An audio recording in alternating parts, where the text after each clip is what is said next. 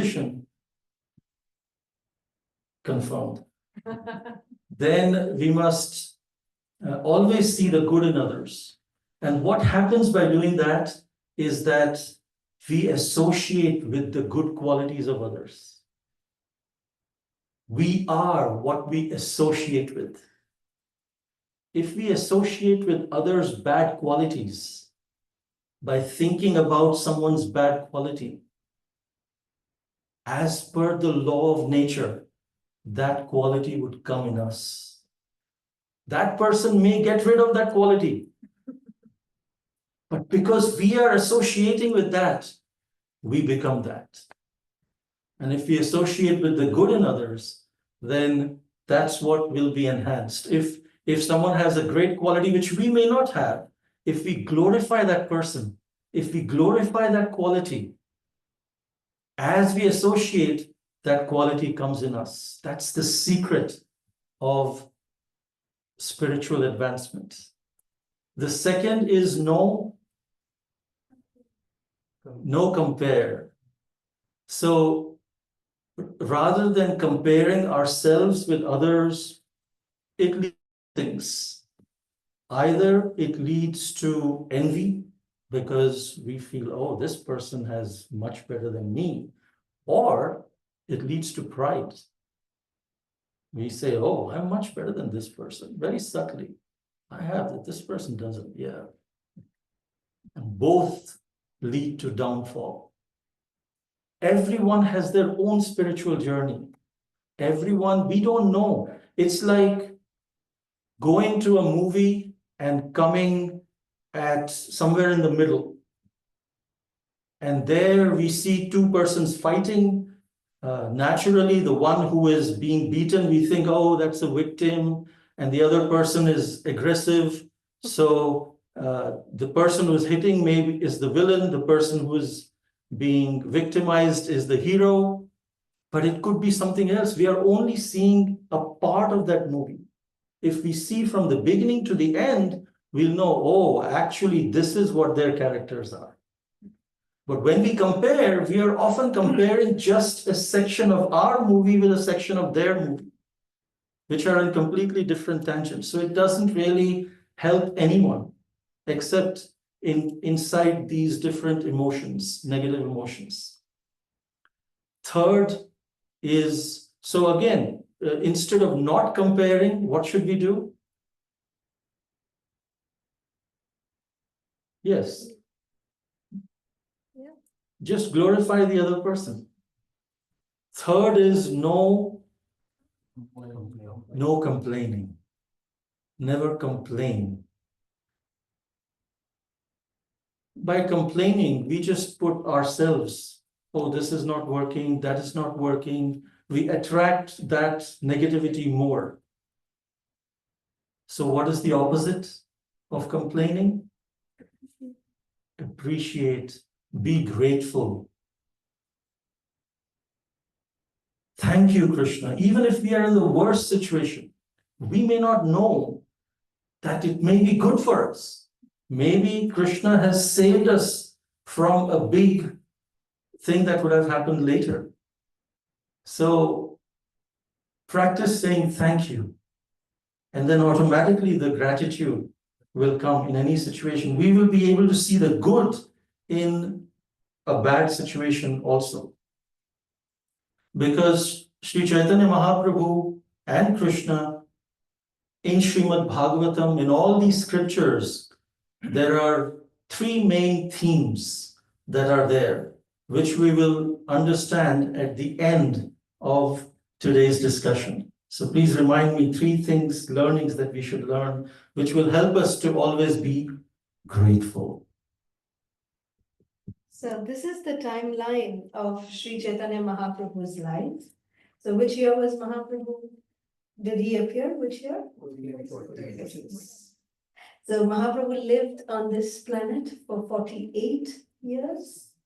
And from childhood till 24 years, Lord Chaitanya was in Navadvip in Nadia. And he, was in the scholarly way, Nimai Pandit, he was called as. He was in household life. Then at 24, he took sannyas. And he, from 24 to 48, till the end of his life, he was a sannyasi. And from 24 to 30 years, Lord Chaitanya traveled all over India. He went to South India. He went from Kurmakshetra, he went to Ahobilam, he went to Tirupati, Srirangam, Kerala, Udupi Krishna, and then he came, going up towards Mumbai. He came and saw the Mahalakshmi temple. He went to Babulnath in Mumbai. Then he went to Pandharpur. Then from there he went to Dwarka. And then from there he again came back to Panchavati on this side of India. And then he went back to Jagannath Puri. And then again, Lord Chaitanya again went to Jharkhand and then to Vrindavan. So like this, he traveled all over India. But from 30 to 48 years, for these last 18 years of his life, he was just engaged in deep absorption in Jagannath Puri itself.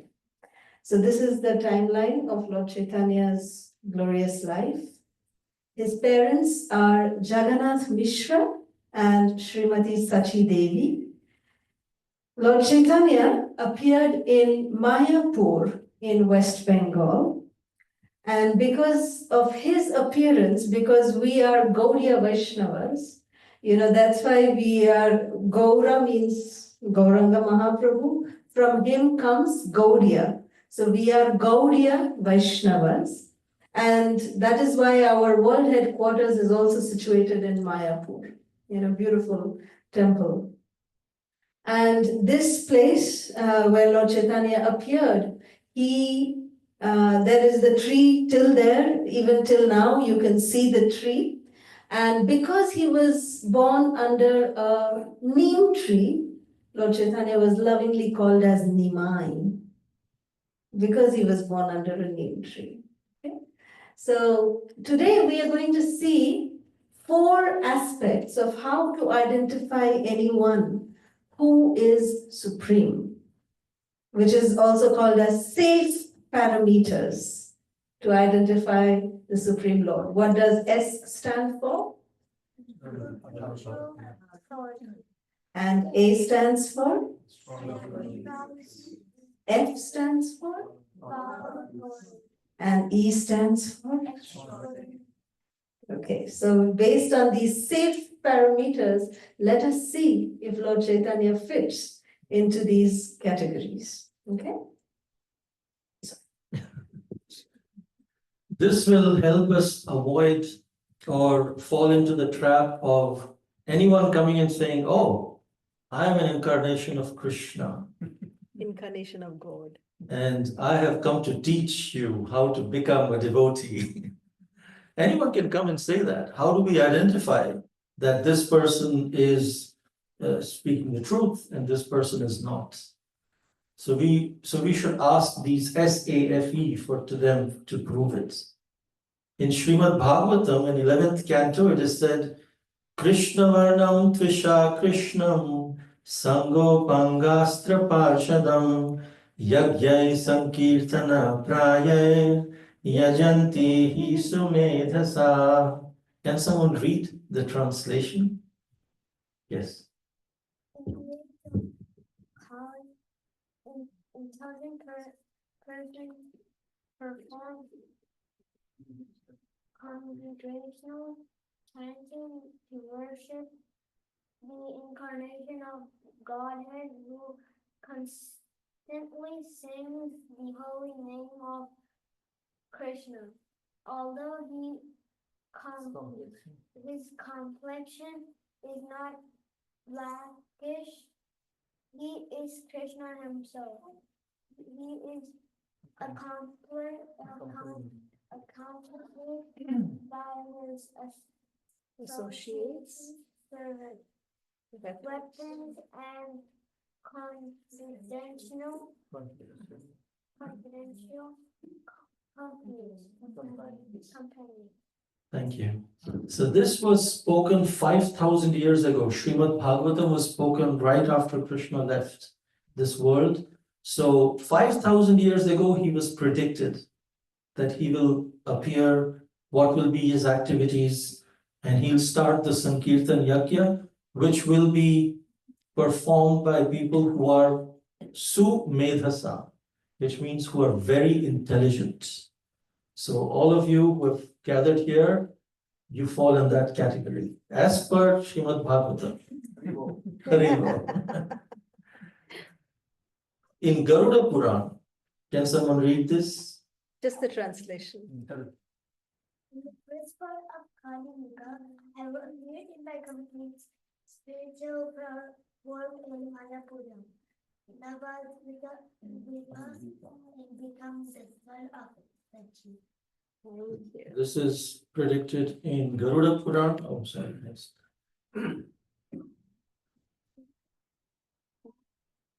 And then here he's saying, in the golden complexion, he'll become the husband of Lakshmi Devi. Then he will become a sannyasi and reside near Lord Jagannath. And Sri Chaitanya Mahaprabhu did the same.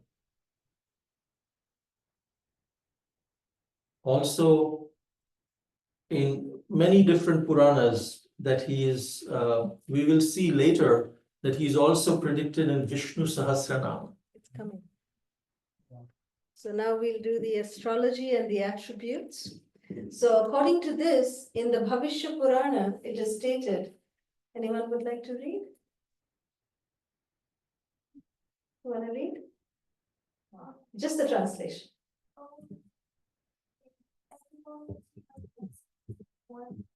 I will Supremacy in the age of Kali.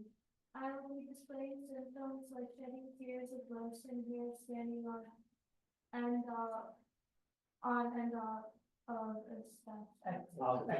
Out of ecstasy. Standing on end, out of ecstasy. Okay, thank you. Would you like to read it up? Okay. All right.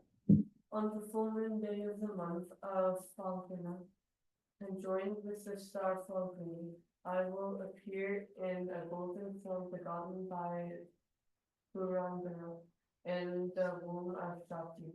Thank you. So we see Jagannath Mishra's another name was Purandara, and this is again predicted in Vayu Purana. This is in Vishnu Sahasranama. Anyone knows the Vishnu Sahasranama? Yes?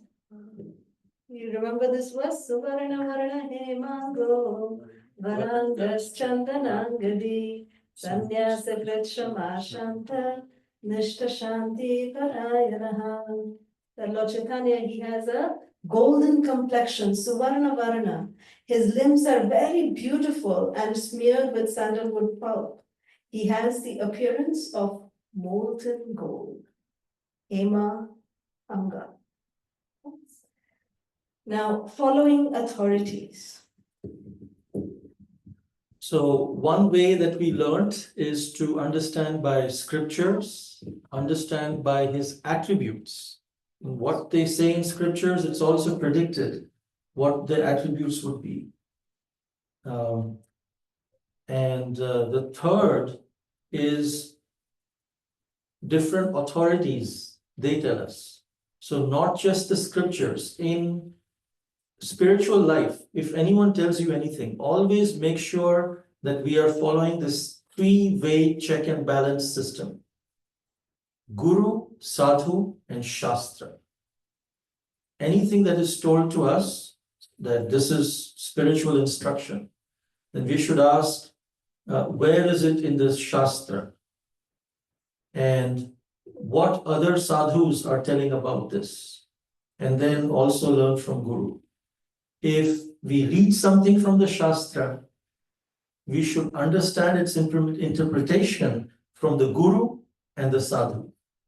If we hear anything from the Sadhu, we should confirm from Guru and Shastra. So if we always follow this Guru, Sadhu, Shastra, we will not be cheated in spiritual life. So this is following authorities is the Sadhu principle. We understood the Shastra, now it's Sadhu. So this actually is where in Nadia, a very great scholar came by the name Keshav Kashmiri. At that time, Kashmir was actually a place of lot of learning, and Pandits used to come. So Keshav Kashmiri came from Kashmir he was going all over India, challenging and debating everyone in Shastra. And he came to Nadia, which was like the Harvard University of spiritual life. And he challenged anyone can come. So all the scholars in Nadia, they were afraid. Oh, if we go and we get defeated, it will not look good. So they sent a small boy. His name was Nimai, which is Chaitanya Mahaprabhu, Gauranga Mahaprabhu. He was Nimai Pandit. And they said, you go, if you are defeated, we'll say, oh, he's just a boy. But if you win, then we'll say, even a boy can defeat you. What about us? So they were playing safe. So Nimai Pandit was chosen to debate with Keshav Kashmiri. And this Keshav Kashmiri had a special blessing by Goddess Saraswati. And he would worship Goddess Saraswati. So he debated with Nimai on the banks of Ganga, and Nimai Pandit defeated him. And Keshav Kashmiri was, how can this happen? How can Goddess Saraswati do this to me? Everything just comes, all the verses come out like a river from my mouth. And this small boy defeated me. So he went back and he started praying to Goddess Saraswati. And while praying, he slept. And Mother Saraswati came in the dream of Keshav Kashmiri and said, you don't know who you are debating with. You are debating with my Lord. He's Krishna himself. And so I could not, my blessings will not help you to defeat him. You can see here in this picture that Goddess Saraswati is coming in the dream and telling that Gauranga Mahaprabhu is none other than Krishna himself to Keshav Kashmiri. So this is the authority of Goddess Saraswati. Next, Lord Chaitanya, he also organized the first civil disobedience movement. There was actually a Nadia at that time, a Muslim, ruler. There were Nawabs and Chand Qazi, there was Qazis. So there was one Qazi called Chand Qazi. He had banned that no one is going to, play mridanga, do any kirtan. He came and broke the mridanga drum also, and Lord Chaitanya became very angry. So Lord Chaitanya organized, in the evening, the first civil disobedience movement in India. So all the devotees, they took, these, mashals, the torch lights, fire, and they all, started going towards the palace of Chand Qazi, and came there, and Chand Qazi was, he said, I worship the Quran, you're talking about something else. And then from the Quran, Lord Chaitanya actually convinced that where all, how is the description of God given in the Quran? Lord Chaitanya quoted the Quran and said, this is what your Quran is saying. Why are you not understanding? It was an interfaith dialogue, a Hindu-Muslim interfaith dialogue. And then that night, do you see what's happening in the back? Narsinghadev came in the dream of Chand Qazi, and Narsinghadev said, you crazy man, you challenged Lord Chaitanya? He is the Supreme Lord. He is the Lord of even your God. You go and surrender to him, and if you don't surrender to him, tomorrow night I'm coming back and I'll come and kill you, like I killed Hiranyakashipu. So anyways, so this Lord Nrsimhadev, he established the supremacy of Lord Chaitanya as well. Now, we all also heard about Advaita Acharya Prabhu. Many times we've heard about him. Advaita Acharya is none other than Mahavishnu, right? So Mahavishnu, Advaita Acharya also proclaimed Lord Chaitanya to be the Supreme Personality of Godhead. It's also said by Prakashananda Saraswati. In those days, one of the most famous Mayavadi sannyasis was Prakashananda Saraswati. He was like the leader of sannyasis, and he accepted the supremacy of Lord Chaitanya just by, Lord Chaitanya won him over just by his humility. You know what Lord Chaitanya did? Lord Chaitanya just went and sat where the other sannyasis, they would come and wash their feet. Lord Chaitanya went and sat there. And Prakashananda Saraswati's mind was boggled. He said, what is this? How can a person be so humble? And bright, he's so effulgent. Different about him. And then he immediately could realize, he came and then, you can see here, he is asking Lord Chaitanya, no, please come, get up, come and sit with us, So this is how Prakashananda Saraswati accepted Lord Chaitanya as the Supreme Lord. We also have our very own dear Srila Prabhupada. Srila Prabhupada, based on so many scriptures, like which all the scriptures that we read, Srila Prabhupada has established and revealed to all of us the supremacy of Sri Gauranga Mahaprabhu. So now we come to some extraordinary activities of Lord Chaitanya. Yes. So extraordinary activities means, many people, they say, I am God, right? So we say that, okay, show your universal form. Krishna showed Vishwarupa. Krishna lifted Govardhan Hill for 7 days, 7 nights. Show all that, then we'll agree, right? So did Lord Chaitanya do something? Let's see. Yes, let's see. How did Lord Chaitanya reveal himself to be the Supreme Personality of Godhead? So when Lord Chaitanya was very, very young boy, baby boy, like Jashrita, small little boy, that time when pilgrim Brahmana came to visit their home, and he used to worship a Gopal deity, and he would cook and offer, and every time he would offer, and he would say, Gopal, come and eat. Lord Chaitanya would come and eat, because he's calling Lord Chaitanya. And then Lord Chaitanya, that Brahmana kept cooking 2-3 times he cooked. Every time he was doing the Bhoga offering, Lord Chaitanya Nimai would come and eat. And he would say, hi, my offering is contaminated. Again he would cook. Again he would offer. Again Nimai would come and eat. So then Nimai said, Are Baba. When it happened the 4th time, Nimai said, my dear Brahmana, I'm telling you, that Gopal you're calling, I am the same. Look at me. Then Lord Chaitanya revealed his 4-handed form. So this is how Lord Chaitanya reveals himself to be Nandalala Shri Gopala. And then he said, don't tell anyone. So next is revealed.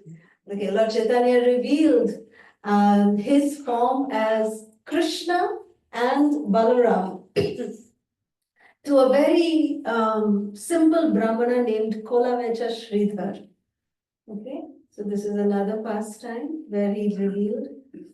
Then Lord Chaitanya revealed to one of his other devotees, he revealed his form as Varahadev, that he is Varaha. So like this, then the universal form, Vishwarupa, was revealed to Sri Advaita Acharya. Advaita Acharya saw in his own, puja room, he saw Lord Chaitanya revealed his Vishwarupa form, the universal form. Then Lord Chaitanya revealed his 6-handed form, the Shadabhuja Mahaprabhu form. Shadabhuja means 2 arms of Lord Ramachandra, 2 arms of Krishna, and 2 arms of Lord Chaitanya. You can see we have Shadabhuj deity here also, not on the altar. Below Rukmini Vithala is You the 6. You can't see from here. But if we go there, you will see.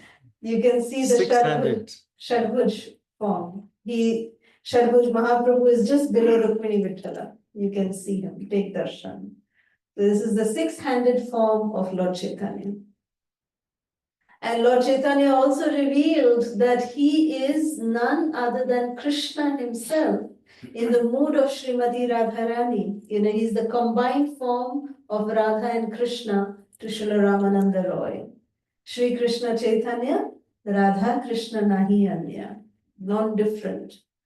And similarly, when Lord Chaitanya was in South India Yatra, to one South Indian Brahmana, Lord Chaitanya revealed his form as Lord Ramachandra himself. Some extraordinary activities of Lord Chaitanya is that Lord Chaitanya, when he was going to Vrindavan through the Jharkhand forest in Bihar, Lord Chaitanya made the tigers and the elephants dance together and made them chant the Hare Krishna Mahamantra. They danced in ecstasy. Only the Supreme Lord can do this. You can see here the tiger is embracing the deer. Not a scene that you can see every day, no? Only possible by Lord Chaitanya. Lord Chaitanya also revealed Radha Kund while he was in Vrindavan. What Radha Kund we see today, that was revealed by Lord Gauranga.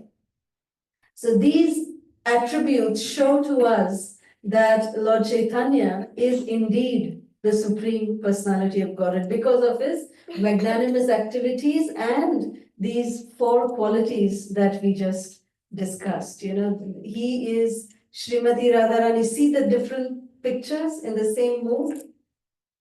You can see Srimati Radharani with the gopis. Same mood Lord Chaitanya is with his associates. Here also, Gauranga Mahaprabhu is dancing with Gadadhar like Radha and Krishna. And this is how Sri Chaitanya Mahaprabhu, he brought the Hare Krishna Mahamantra to all of us from Goloka Vrindavan. The Mahamantra is so rare. It is not, in other ages, everyone has to chant this mantra in secrecy. You can't even tell it out loud. But Lord Chaitanya has given us this benediction that we can speak it loudly in this Kali Yuga. It is only by the mercy of Sri Chaitanya Mahaprabhu. So we thought that since today is the auspicious appearance day, so would you all like a nice little meditation so that, we can capture the form of Sri Gauranga Mahaprabhu in our hearts. We invite Lord Chaitanya into our hearts and beg him that please make our hearts his permanent residence. So let us try and see how is the divine form of Sri Gauranga Mahaprabhu.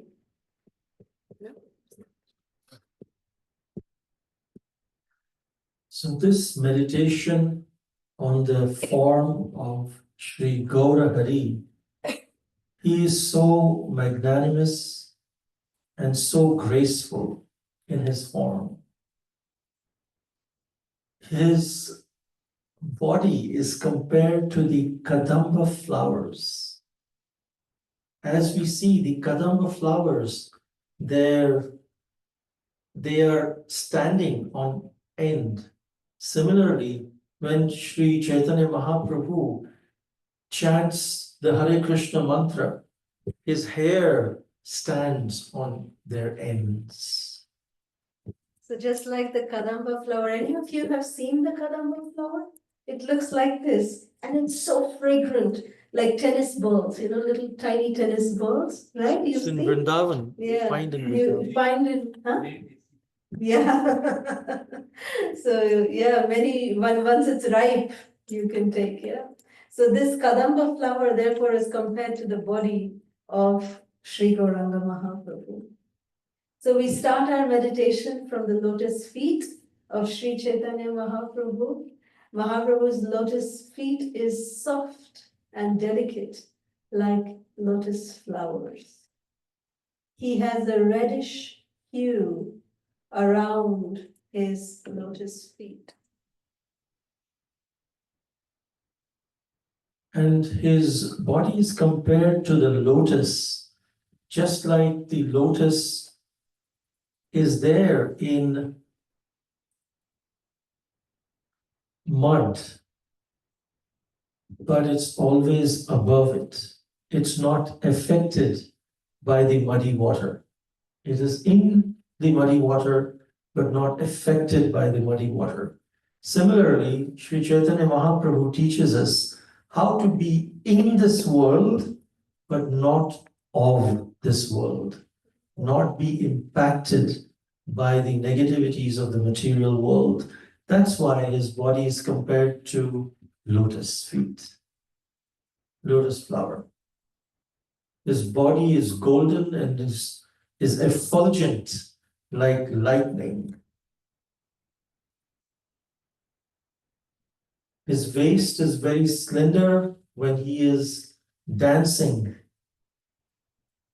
during Kirtan of Lord Jagannath. At the same time, it's very soft, like butter.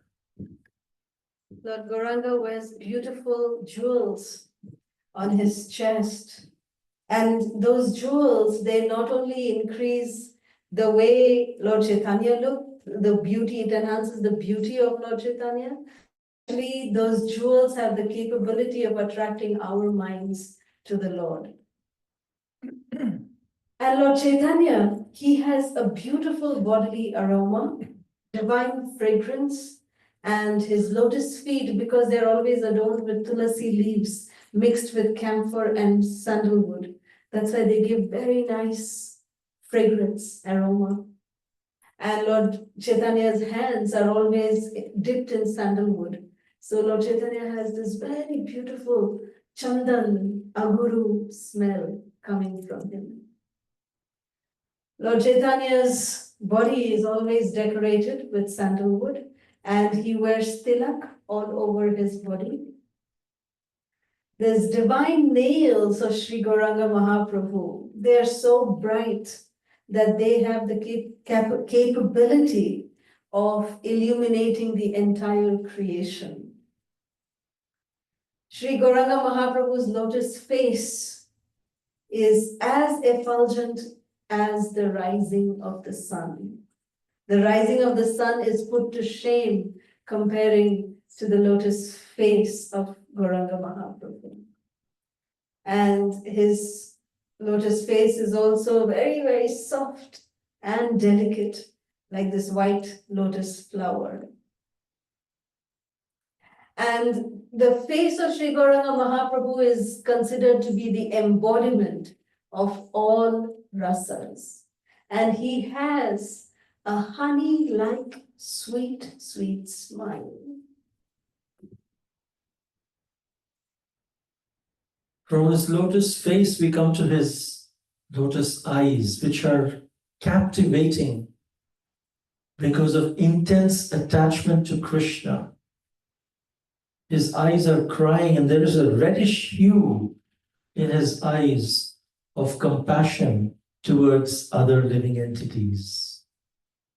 His tilak is shining on his body. Anyone who has the darshan of his tilak is relieved from all lust, pride, greed, anger in our hearts. So when we are taking darshan of Sri Chaitanya Mahaprabhu and his deities, focus on his eyebrows and his tilaka. His face is captivating like the moon, because of which even the moon did not appear. So you wanted to conclude today's session by telling something we all remember? Yes. So the three things that will help us be grateful in all situations that Krishna explains in Bhagavad Gita as well, in chapter 5, text 29, is that first is no one loves us more than God. No one loves us more than Krishna. We should have faith in that statement. Second is Krishna is the supreme controller. He controls everything. Even though sometimes we think we are controlling things, that is just an illusion.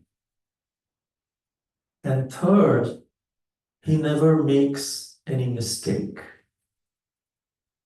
So if we are going through any situation, good situation or a bad situation, we should always be grateful, understanding that if we are going through a good situation, we should be grateful that thank you for providing this experience, because you are the controller.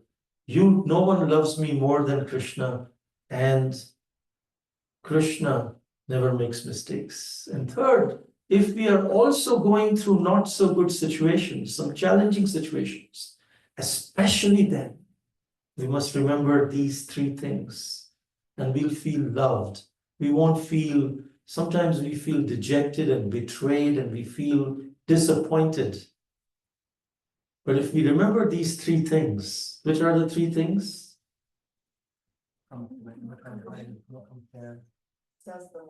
Krishna loves us the most. Second? Yeah, that is the first one. He is the supreme controller. Third, he makes no mistakes. We may make mistakes, but not him. So he has put us in this situation not out of mistake, not because he doesn't love us, not because he's negligent, not because things have gone out of his control and I'm in this situation, but this is a deliberate plan. And if we accept these situations in this way, then Krishna will reciprocate with us also accordingly. So with this message, we end today. If there are any questions or comments, we can take now. Hare Krishna, including the ones online, if there are any questions.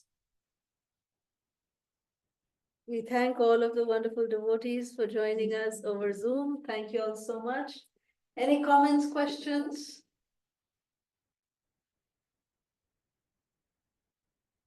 No? When you meet certain personalities, like for example Hitler, no comparing, no assassinating, no criticism, right? So in this world, even in this age, we're meeting more and more personalities that are, maybe problems that can challenge that philosophy, right? And how to do that. Like, how would a Jew in the times of Hitler love Hitler at that time? Yeah, that's a great question. So not necessarily, again, everyone has some good qualities, at least one good quality. They eat nice prasad. Some quality. We may be trained to only look at some bad qualities of certain personalities because of political reasons, because of whatever different reasons. But everyone has some good qualities. Do we want to ponder on the bad qualities such that they come into us? No one wants that. So from that perspective, we don't ponder on that. We are aware that yes, these bad qualities are there. We are aware that if we go near the tiger will eat us. So I should not go and embrace the tiger, how much ever I love the tiger. And even if the tiger has good qualities, I shouldn't go near it. We are aware of this, but we don't ponder on those qualities. If we are being like in the battlefield of Kurukshetra, Arjuna did not want to fight, but Krishna said, you must fight. But he spoke the whole Bhagavad Gita to tell him how to fight, in what consciousness to fight. Is our motive to fight out of pride, because I want to show someone that I'm better? Is it out of greed? Is it out of envy? Is it out of vengeance? In Bhagavad Gita, Krishna taught Arjuna how to fight out of love, out of love of God. Because Krishna is telling me, because I love him, I will fight. So he fought, he did not go against. So again, the instruction to Jews, according to Bhagavad Gita, would be, yes, you must fight, you must protest as much as you can. But what is your motivation to do that? Is that a material motivation or is that a spiritual motivation? Is that out of lust, pride, greed, anger, envy, or is it out of love? That is what Bhagavad Gita teaches us. Does that address? Yeah, I mean, even three of them ended up in Loka, right? Yes. Arjuna and everybody was surprised. Yeah. So everybody has good qualities, everybody has Atma and Paramatma within. You know, maybe Hitler was there to do some cleansing,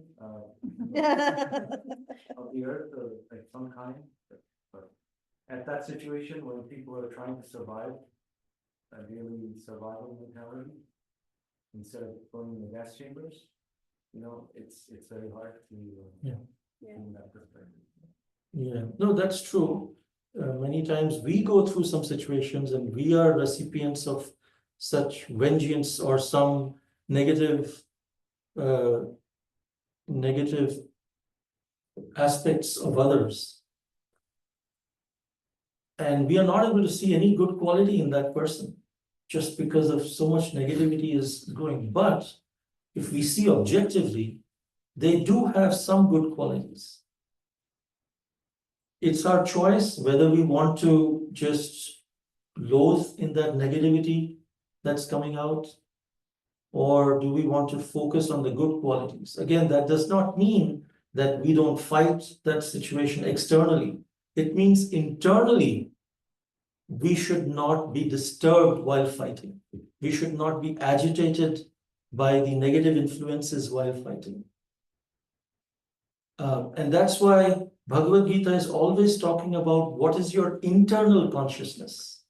If, for example, someone's house is on fire, we say always be grateful to God.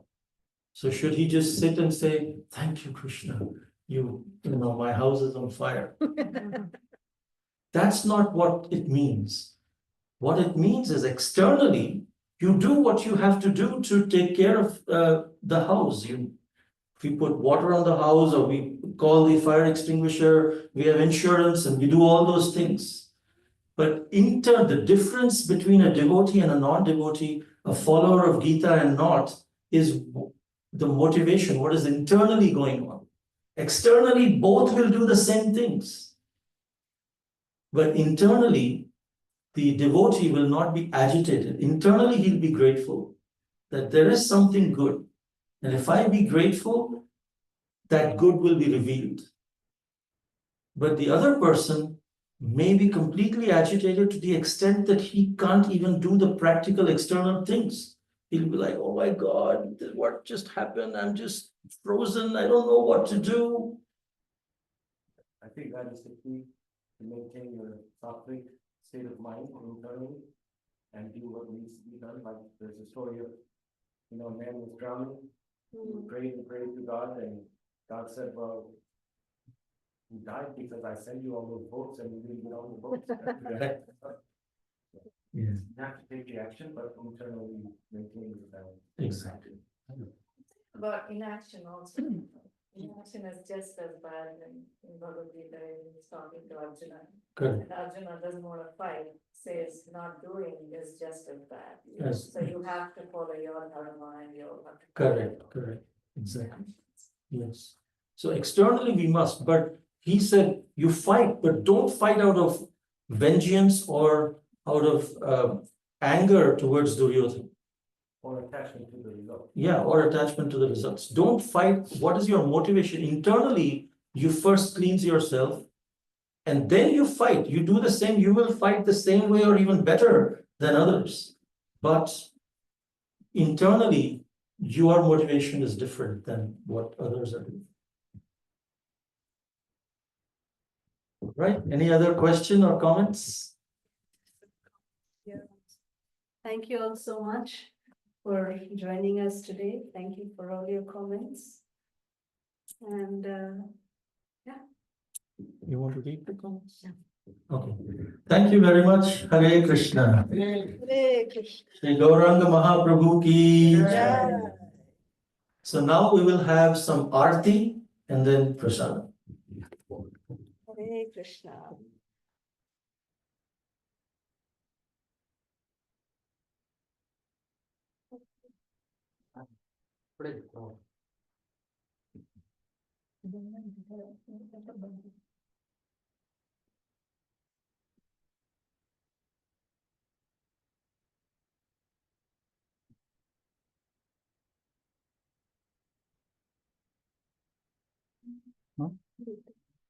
Close.